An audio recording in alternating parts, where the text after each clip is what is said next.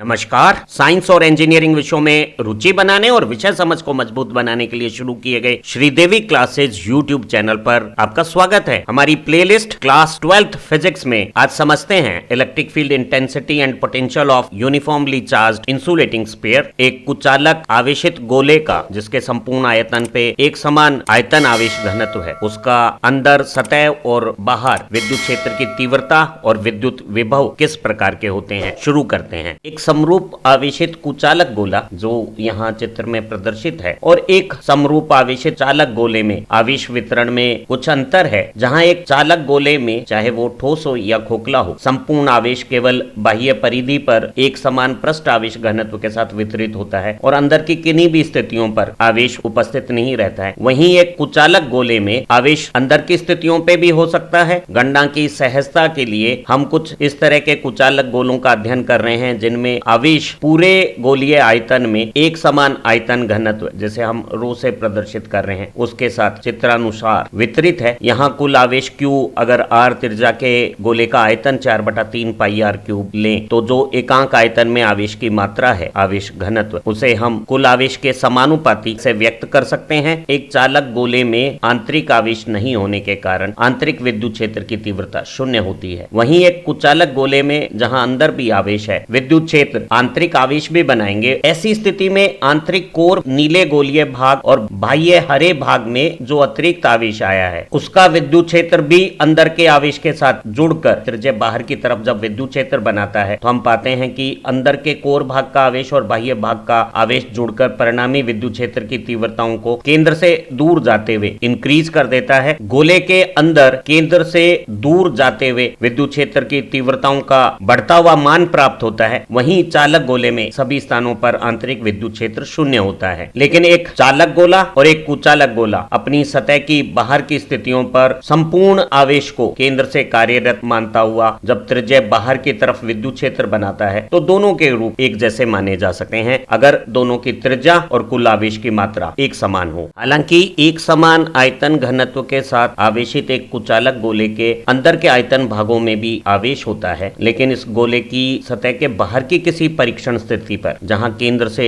दूरी परीक्षण स्थल की स्मॉल r गोले की त्रिज्या से अधिक है, ये संपूर्ण आवेश का जो विद्युत क्षेत्र प्रभाव है, चाहे वो आंतरिक कोर भाग के आवेश का विद्युत क्षेत्र हो या उसके साथ जुड़ने वाले बाह्य आवरणों के विद्युत प्रभाव हो, सभी विद्युत क्षेत्र प्रभाव त्रिज्या बाहर की तरफ इस तरह की अनुभूति देते हैं कि ये सारा संपूर्ण आवेश गोले के केंद्र से एकीभूत होकर कार्य कर रहा है। और ऐसी स्थिति में एक कुचालक चालक गोला और एक सतह पे आवेश वाला चालक गोला एक समान आवेश और एक समान त्रिज्या के लिए सभी बाह्य परीक्षण स्थितियों पर एक जैसा व्यवहार कर सकते हैं और हम मान सकते हैं कि किसी गोलाकार आवेश वितरण का विद्युत प्रभाव गोले के केंद्र पर कार्यरत एक संपूर्ण Q आवेश के बिंदु आवेश जैसा व्यवहार करेगा। तो एक Q आवेश अपने केंद्र से स्मॉल r दूरी पर जो विद्युत क्षेत्र की तीव्रता बनाएगा 1/4 पाई एप्सिलॉन Q/r²। यहाँ एप्सिलॉन नोट हवा माध्यम की विद्युतशीलता है और 1/4 पाई एप्सिलॉन 0 को हम K या 9 × 10⁹ अगर लिखें तो सतह के बाहर केंद्र से r दूरी पर Q आवेश का विद्युत क्षेत्र एक बिंदु आवेश जैसा KQ/r² आ गया है। और स्पष्ट है कि ये विद्युत क्षेत्र गोले पे संपूर्ण आवेश के मान के समानुपाती और परीक्षण स्थल की दूरी के वर्ग के व्युत्क्रमानुपाती है। इस तरह के विद्युत क्षेत्र में एकांक धनावेश को किसी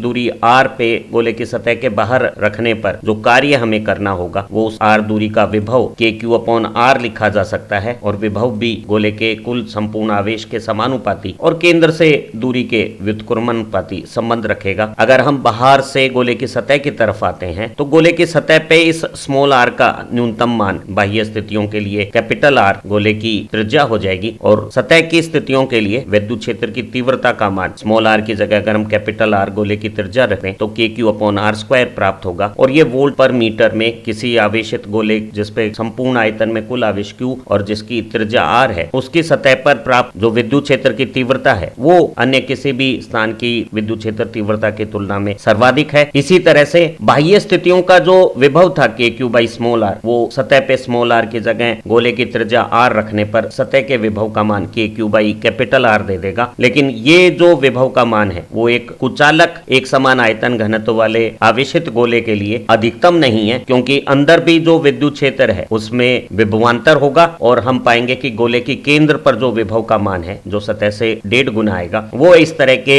आवेशित कुचालक गोले में सर्वाधिक विभव की स्थिति होगी। एक समान आवेश और एक समान त्रिज्या वाले समरूप आवेशित चालक गोले और समरूप आयतन आवेश घनत्व वाले कुचालक गोले बाह्य परीक्षण बिंदुओं के लिए एक जैसे केंद्र से कार्यरत संपूर्ण आवेश की बिंदु स्थिति के अनुसार विद्युत प्रभाव बनाते हैं, लेकिन एक कुचालक समरूप एक समान आयतन घनत्व वाले आवेशित गोले का विद्युत प्रभाव अंदर की स्थितियों पे चालक गोले से अलग प्रकार का है। जहां एक चालक गोले में अंदर आवेश की मात्रा नहीं होती है, आंतरिक सभी स्थानों पर विद्युत क्षेत्र की तीव्रताएं शून्य होती हैं और आवेश को चलाने में विभवांतर नहीं होने पर अंदर की सभी स्थितियों पे विभव का मान सतह के विभव के बराबर होता है। लेकिन एक कुचालक गोले में अंदर संपूर्ण आयतन में एक समान आयतन घनत्व रो के साथ ये कुल आवेश Q जब वितरित होता है तो अंदर का आवेश जो अपना विद्युत प्रभाव बनाता है उसके साथ बाह्य आवरणों के आवेश भी अपने विद्युत क्षेत्र योगदानों को जोड़ते चले जाते हैं और हम पाते हैं कि परिणामी विद्युत क्षेत्र की तीव्रता केंद्र से सतह की तरफ जाते हुए लगातार इंक्रीज होती है। अध्ययन की सरलता के लिए हम इस तरह के कुचालक आवेशित गोलों का अध्ययन कर रहे हैं जिनमें संपूर्ण आवेश पूरे आयतन में एक समान आवेश घनत्व के साथ वितरित है। तो हम ऐसे आवेश घनत्व को या एकांक आयतन में आवेश की मात्रा को रो के रूप में जब व्यक्त करते हैं तो ये गोले के संपूर्ण आवेश Q में r त्रिज्या के गोले का जो संपूर्ण आयतन है 4/3 पाई r क्यूब उसका भाग देने पे आ जाएगा और इसे हम 3Q/4 पाई r क्यूब लिख सकते हैं। अगर हम एक गोले के अंदर किसी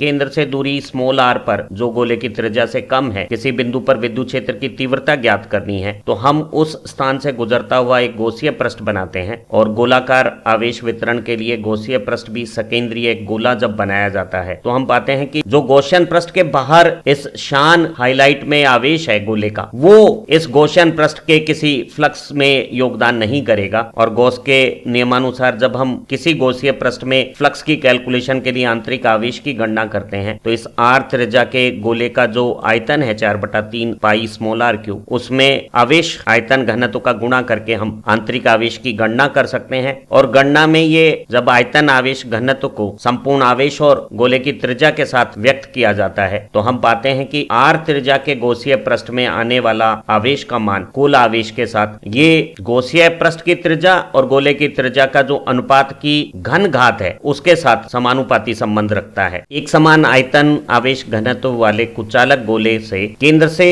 जो r दूरी है जो उसकी त्रिज्या से कम है इस आंतरिक बिंदु पर विद्युत क्षेत्र की तीव्रता गॉस के नियम से गणना करने के लिए हमने एक गौसीय पृष्ठ की कल्पना की और गॉस के नियमानुसार किसी बंद पृष्ठ से निकलने वाला कुल फ्लक्स उस पृष्ठ के ऊपर जो विद्युत क्षेत्र की तीव्रता है उसका बंद पृष्ठ समाकलन होगा। सममिति के कारण इस संपूर्ण गौसीय पृष्ठ पे विद्युत क्षेत्र की तीव्रता का मान सभी स्थानों पर एक समान रहेगा और सभी स्थितियों पर त्रिज्या बाहर की तरफ जो धनावेश का विद्युत क्षेत्र बन रहा है और जो क्षेत्रफल सदिश गोले की सतह पर बन रहा है वो आपस में समदिश होने के कारण ये जो विद्युत क्षेत्र की तीव्रता और क्षेत्रफल में अदिश गुणनफल या डॉट प्रोडक्ट है उसमें जो cos थीटा का मान थीटा 0 होने पे 1 हो जाएगा और ये डॉट प्रोडक्ट विद्युत क्षेत्र की तीव्रता और क्षेत्रफल का सरल गुणन हो जाएगा। क्योंकि संपूर्ण पृष्ठ पर विद्युत क्षेत्र की तीव्रता एक समान है उसे हम कांस्टेंट के रूप में जब बाहर ले लेंगे तो हम पाएंगे कि जो कुल फ्लक्स है वो पृष्ठ पर विद्युत क्षेत्र की तीव्रता और बंद गौसीय पृष्ठ के संपूर्ण पृष्ठ क्षेत्रफल के गुणनफल के बराबर होगा और ये गॉस के नियमानुसार पृष्ठ में परिबद्ध आवेश और माध्यम की विद्युतशीलता के अनुपात के बराबर होगा। हमने जाना कि कुल आवेश Q जो r त्रिज्या के गोले पे है उसका जो गौसीय त्रिज्या r में अंश आया है वो घन घात के अनुसार गौसीय त्रिज्या और गोले की त्रिज्या के अनुपात अनुसार होगा। तो गॉस के नियमानुसार किसी भी गौसीय पृष्ठ से निकलने वाला कुल फ्लक्स विद्युत पृष्ठ पर विद्युत क्षेत्र तीव्रता का बद्ध पृष्ठ समाकलन पृष्ठ पर विद्युत क्षेत्र की तीव्रता और गौसीय पृष्ठ का संपूर्ण क्षेत्रफल हो गया है और वो अंदर आए हुए कुल आवेश और विद्युतशीलता का जब अनुपात हमने लिखा है तो गौसीय पृष्ठ का जो क्षेत्रफल है r त्रिज्या के गोले का पृष्ठ क्षेत्रफल वो 4 पाई r² जब हमने लिखा है और अंदर जो आवेश आया है जो गौसीय त्रिज्या के घन घात के समानुपाती है इस बराबर के समीकरण को हल करने पर विद्युत क्षेत्र की तीव्रता का मान 4 पाई नीचे चला गया है और 1/4 पाई एप्सिलॉन को हम k लिख सकते हैं और r³ के साथ इस r² का हल करने पर एक अंश में r भाग रह जाएगा और नीचे ये कैपिटल R का क्यूब रूप आ जाएगा। गोले पे कुल आवेश और गोले की त्रिज्या अगर नियत मान लेते हैं तो हम पाते पाते हैं कि केंद्र से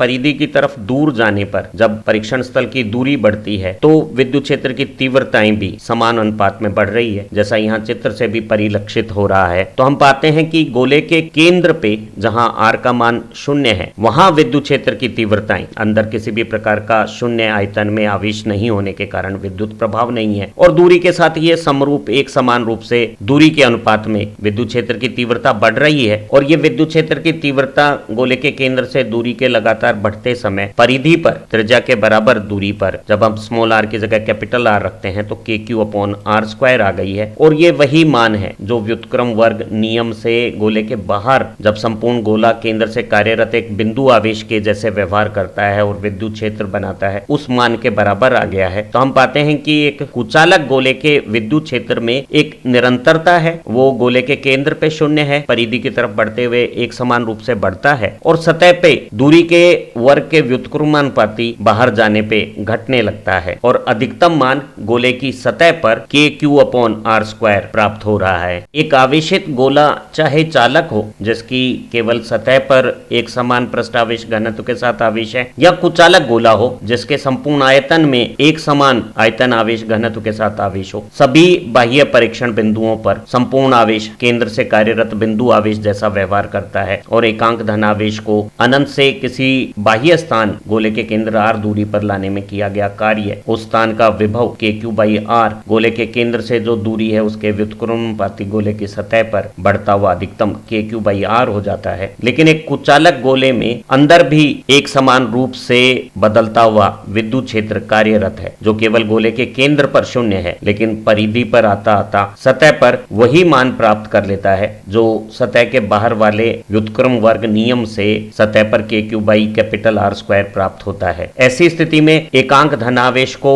सतह पर लाने में जो कार्य KQ/R सतह का विभव है उसके साथ साथ जब हम उसे अंदर इस आंतरिक विद्युत क्षेत्र में चलाते हैं तो आवेश को चलाने में अतिरिक्त कार्य करना होगा और गोले के केंद्र से किसी R दूरी पर जो गोले की त्रिज्या से कम है विद्युत विभव का मान एकांक धनावेश को अनंत से गोले के विद्युत क्षेत्र में केंद्र से R दूरी तक लाने में किया गया कार्य हो गया है। एकांक आवेश पर लगने वाले बल को विद्युत क्षेत्र की तीव्रता कहते हैं और विद्युत क्षेत्र तीव्रता जो त्रिज्या बाहर की तरफ है उसके ठीक विपरीत त्रिज्या अंदर की तरफ जब विस्थापन करते हैं तो बल और विस्थापन विपरीत दिशा में होने के कारण एक ऋण चिन्ह का प्रयोग करते हुए किया गया कुल कार्य हम समाकलन से ज्ञात कर सकते हैं और इस समाकलन को हम दो भागों में कर सकते हैं। एक अनंत से गोले की सतह तक जो बाह्य विद्युत क्षेत्र व्युत्क्रम वर्ग नियम की पालना कर रहा है उस विद्युत क्षेत्र में एकांक धनावेश को अनंत से गोले की सतह तक लाने में किया गया कार्य या सतह का विभव हो गया है और ये वो अतिरिक्त कार्य है जो आंतरिक विद्युत क्षेत्र जो रेखीय समरूपता रखता हुआ केंद्र से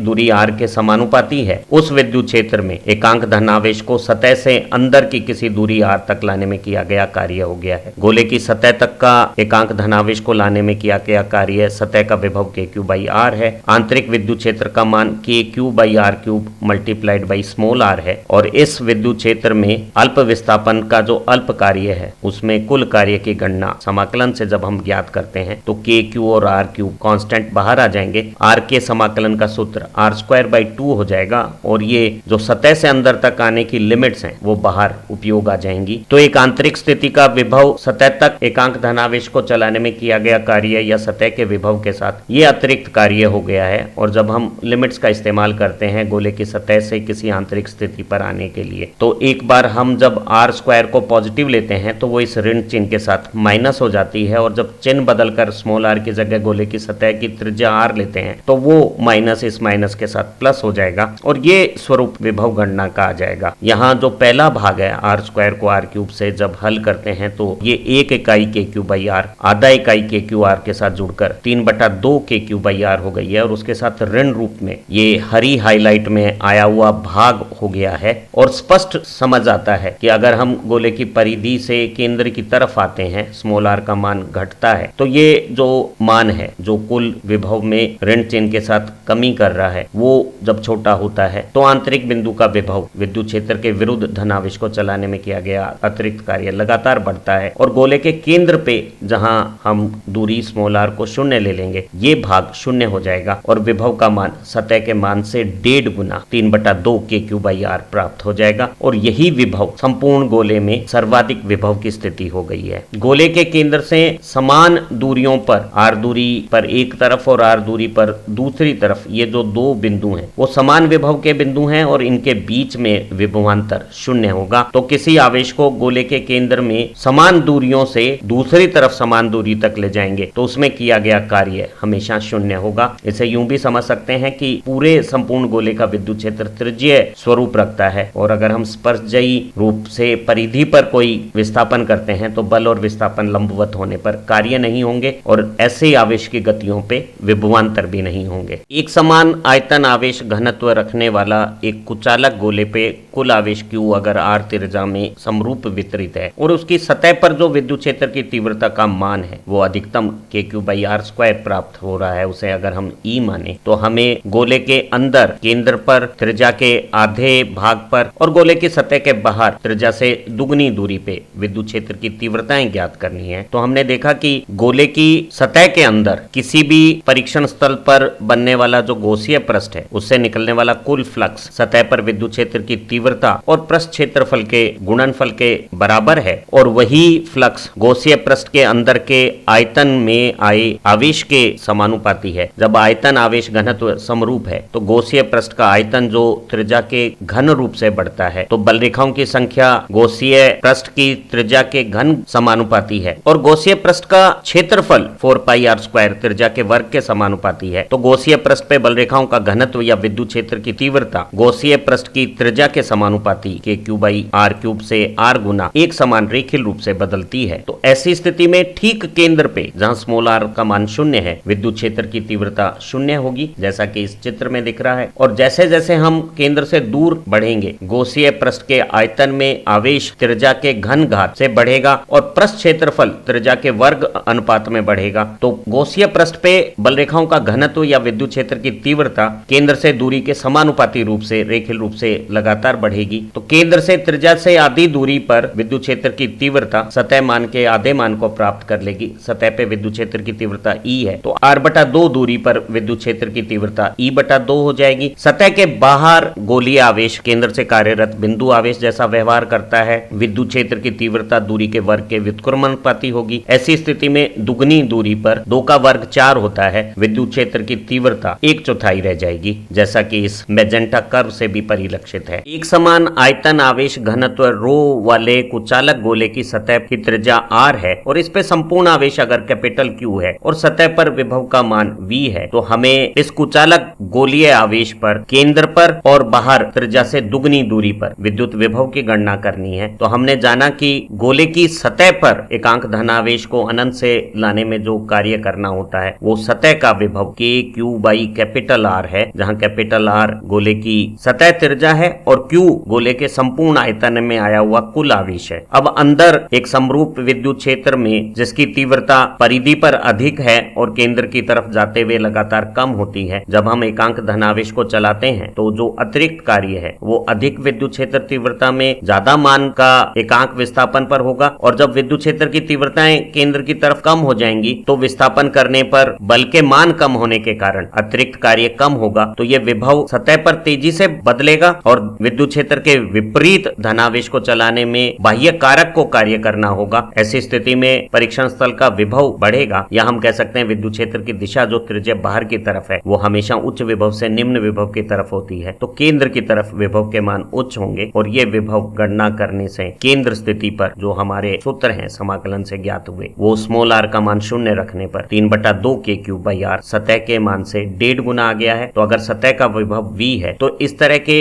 एक समान आवेश घनत्व वाले कुचालक गोले के केंद्र पर विद्युत विभव सतह विभव का 1.5 गुना होगा। गोले की बाह्य परीक्षण स्थितियों पर यह गोलाकार आवेश केंद्र से कार्यरत बिंदु आवेश जैसा व्यवहार करता है और ऐसे Q बिंदु आवेश का r दूरी पर विद्युत विभव दूरी के व्युत्क्रमानुपाती kq/r रूप रखता है और अगर स्मॉल r का मान केंद्र से त्रिज्या का 2 गुना 2r हो जाता है तो विभव का मान सतह मान से आधा v/2 रह जाएगा। दो एक समान आयतन आवेश घनत्व रखने वाले कुचालक गोलों की त्रिज्याएं क्रमशः r1 और r2 है। अगर दोनों गोलों पर आवेश का आयतन घनत्व एक समान है तो उनकी सतह पर जो विद्युत क्षेत्र की तीव्रता और विभव के मान है उनमें क्या अनुपात रहेगा उसे हमें त्रिज्या के रूप में व्यक्त करना है। एक गोलाकार आवेश सतह की स्थितियों के लिए केंद्र से कार्यरत बिंदु आवेश माना जा सकता है और Q आवेश से सतह की त्रिज्या R पर जो विद्युत क्षेत्र की तीव्रता का मान है वो KQ/R² हो जाएगा। कुल आवेश Q को आयतन आवेश घनत्व के रूप में व्यक्त कर सकते हैं। अगर एकांक आयतन में आवेश का मान रो हो और R त्रिज्या के गोले का